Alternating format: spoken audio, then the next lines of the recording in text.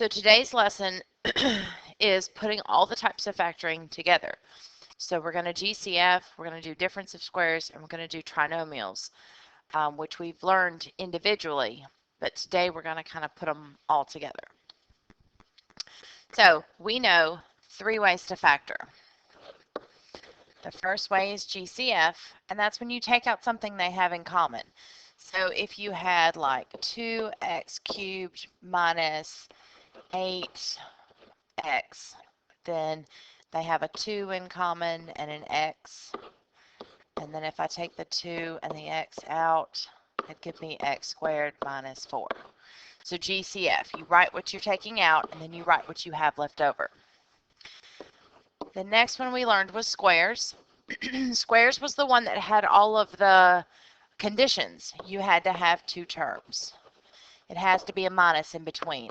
All your numbers have to be squares, and all your powers have to be even. Once you've established all that, I think this is the easiest way to factor. If you had 25x to the 4th minus 49, well, I have 2 terms. I have my minus sign in the middle. Both my numbers are squares, and my power's even. And when you do squares, remember, cut your powers in half. In squares, you always have 1 plus 1 minus.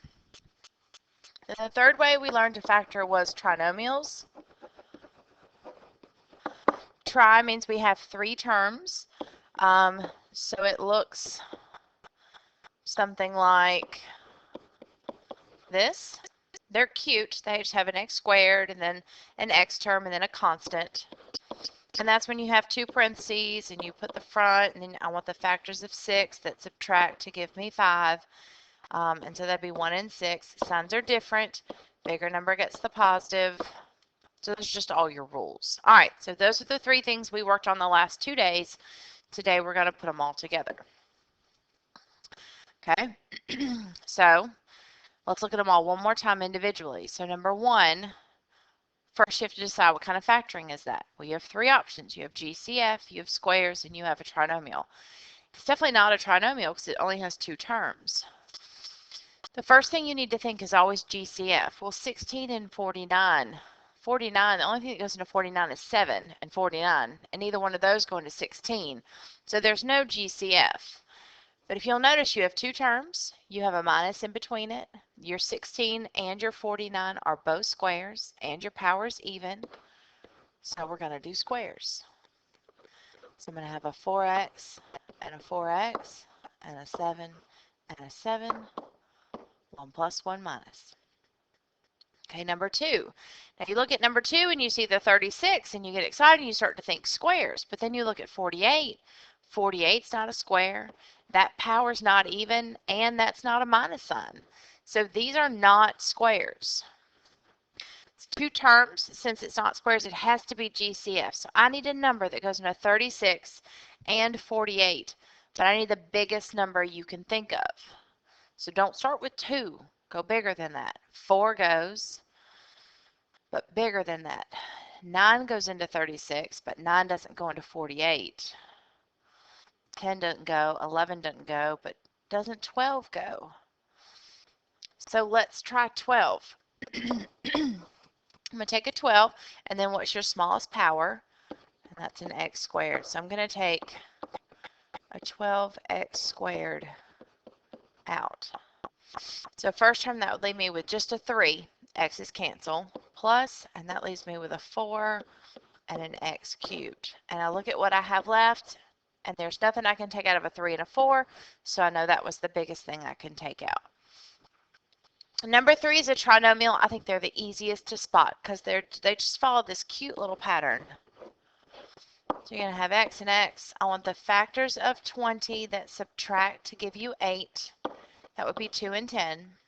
Signs are different. Bigger number gets the positive. Okay? All right, here's your rule. We're going to put some factoring methods into one problem. Always, always, always try to GCF first.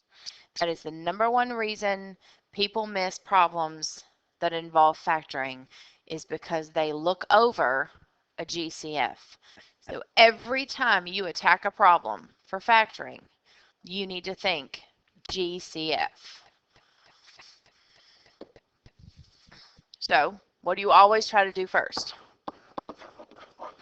GCF. Take out what they have in common. That is your number one goal. Okay, so with that in mind, let's look at number one.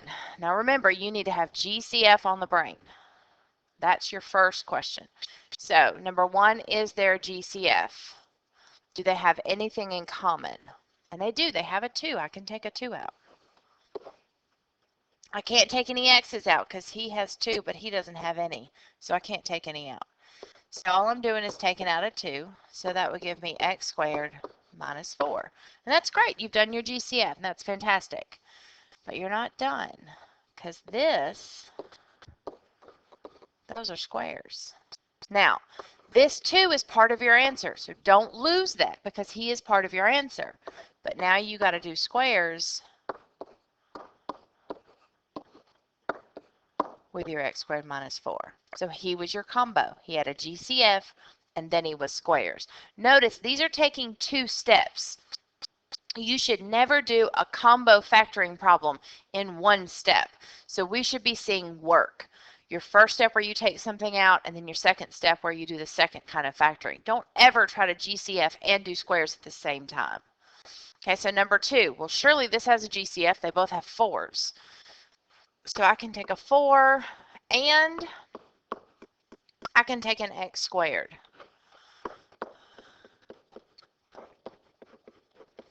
Okay, so first term leaves me with x squared. The second term, everything cancels, so what do I put? I put a 1. This is part of my answer, so bring him down. And then these, again, are squares.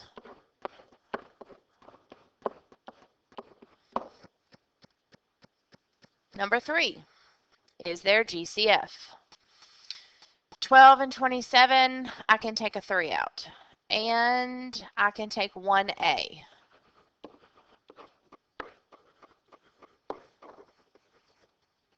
First term leaves me with 4a squared minus 9, and the a's cancel. And again, I'm left with squares. 2a and 2a, 3 and 3, 1 plus 1 minus. Now number 4, this is one that's highly missed because you see the 9 and you see the 81 and you see that your power's even and you get all excited because you think you have squares. But you actually have a GCF. And remember, if you can take the GCF, you have to. I can take a 9 out. So take a 9 out first. Now I've got squares.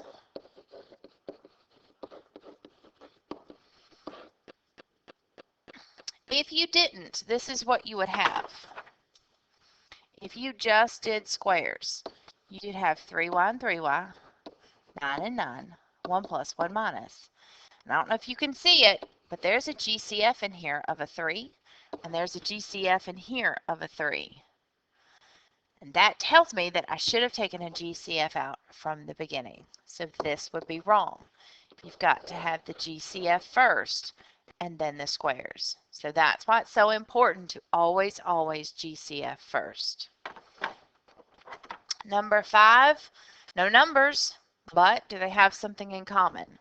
They have an A in common. So I can take an A out. Leaves me with a squared minus 1. Well, a squared minus 1 is squares.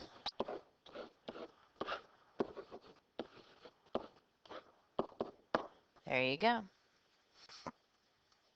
So these are all GCF and then squares combos, all of these 1 through 5 problems. Okay, now let's look at these. It looks like a cute trinomial, but look at the whole thing first. Step back and look at the big picture. Do all 3 of those terms have a GCF? And they do. I can take a 2 out. Now, can you take any x's out? No. He has 2, he has 1, but he doesn't have any, so I can't take any out. But I can take a 2 out. So if I divide them all by 2, that's going to leave me x squared first term minus x minus 20. Now look at what you have inside your parentheses. That is a cute trinomial. Bring down your 2. Trinomial is where you fill in the what's inside the parentheses and follow your sign rules. So I need the factors of 20 that will subtract to give me a 1, and that's 4 and 5. Signs are going to be different. Bigger number gets the minus. So that was a GCF trinomial combo. Okay, look at number 7. Is there a GCF? Well, they don't have any numbers in common because I have a 1, a 10, and a 21. They don't have anything in common. But if you look at your A's, one has 3, one has 2, and the other one has 1. So I can take an A out. So that leaves me with A squared minus 10A plus 21. Now I have a cute trinomial. A and A. I want the factors of 21 that add to give me 10. That's 7 and 3. Signs are the same, and they're both a negative. Number 8. Oh yeah, this has got some good stuff I can take out. This one's got, I can take a 2 out of everybody, and my lowest power is a 1, so I can take 1x out.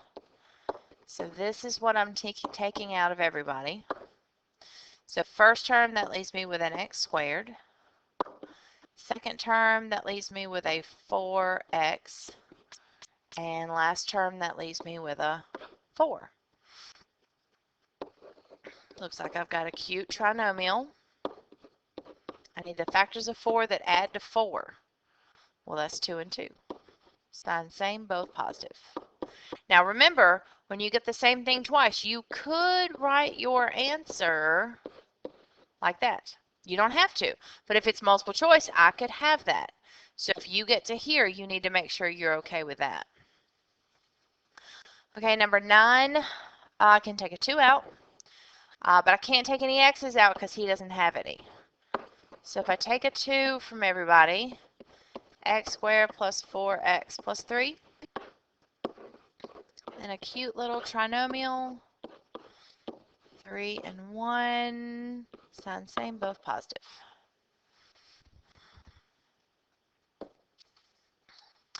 Okay, so here's what one might look like multiple choice.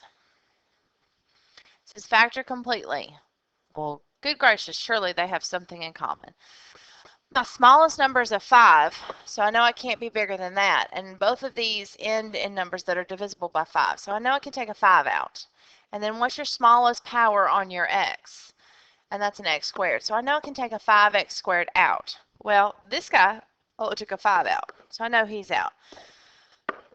All of those took a 5x squared out. So I think we're good so far. So now let's take a 5x squared out. So first term's going to leave me with x squared. Second term's going to leave me with 13x. And the last term is going to leave me with a 40, and the x squareds cancel. So let's see. Let's look at B. 5x squared, x squared minus 12. Okay, he's out. Now C and D looks like they went ahead and did a trinomial. So let's see if we can do a trinomial. So x and x, I need the factors of 40 that add to 13, and that's 5 and 8. Sign same, both a negative.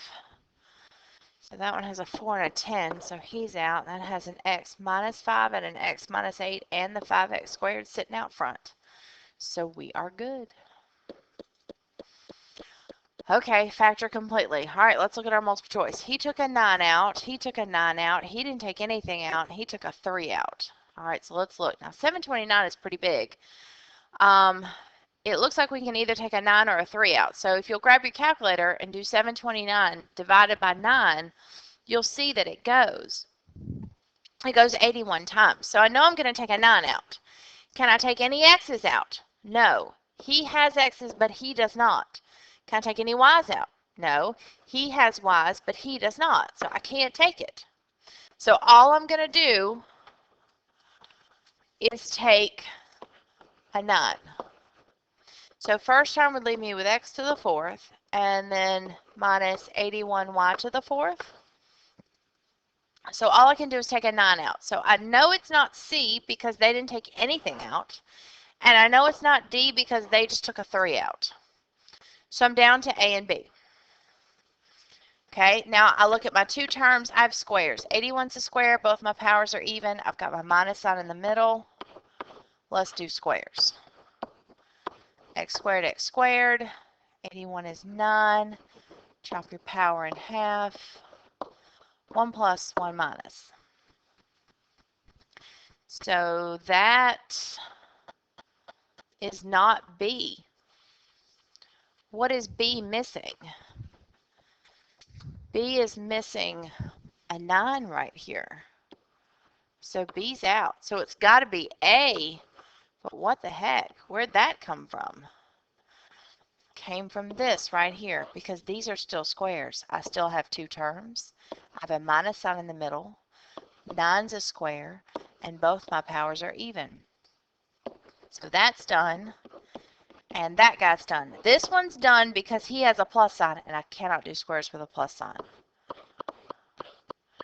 So x and x, 3y and 3y, 1 plus 1 minus.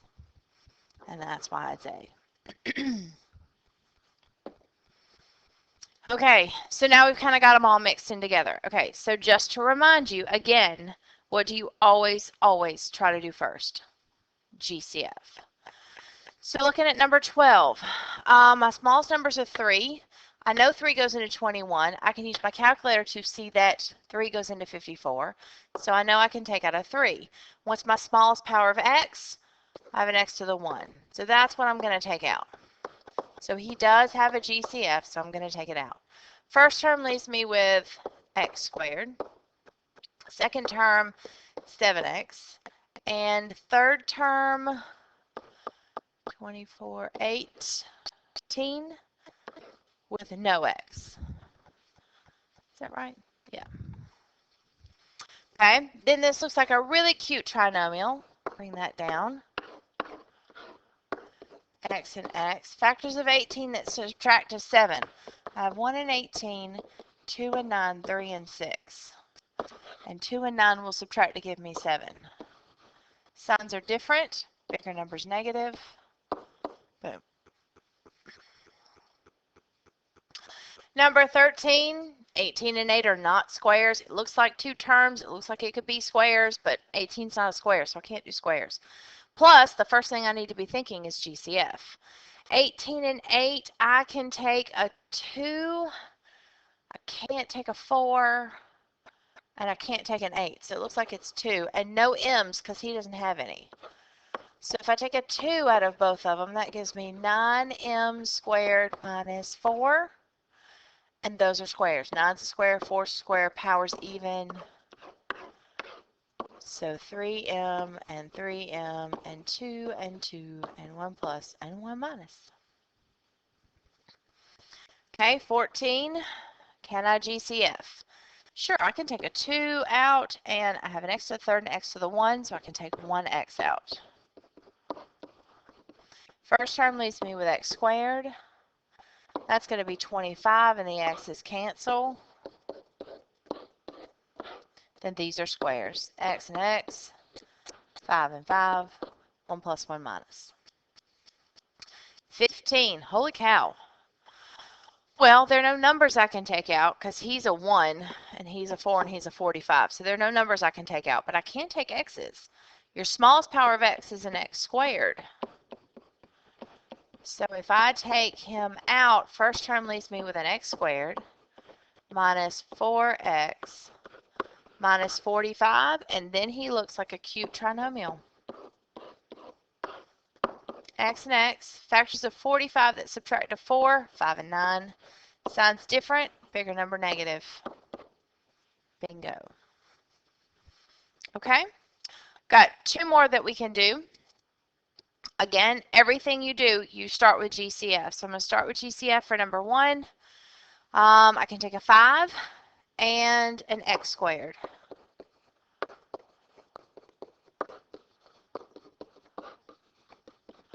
First term leaves me with x squared, then a 3 and an x, and then a 2. And then that's a cute trinomial. Factors of 2 that add to give me 3 or 2 and 1. Signs same, both positive.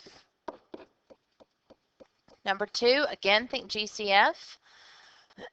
75 and 27. I'm thinking 3.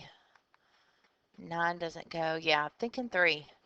3 and 1x. So let's see if I think quarters. That's 25x squared minus 9, and the x's cancel. And 25 and 9 are both squares. I have a minus sign. My power's even. So I have squares. So 5x and 5x, 3 and 3, 1 plus 1 minus. Again, the number one thing you always try to do is GCF. If you'll approach every problem like that, you'll be fine. Now, will every problem have a GCF? No. Sometimes it's just a plain old trinomial, and sometimes it's just a plain old squares. But you're always going to try to GCF first. And if you can, then do it. And if not, then you move on and you go to squares or a trinomial.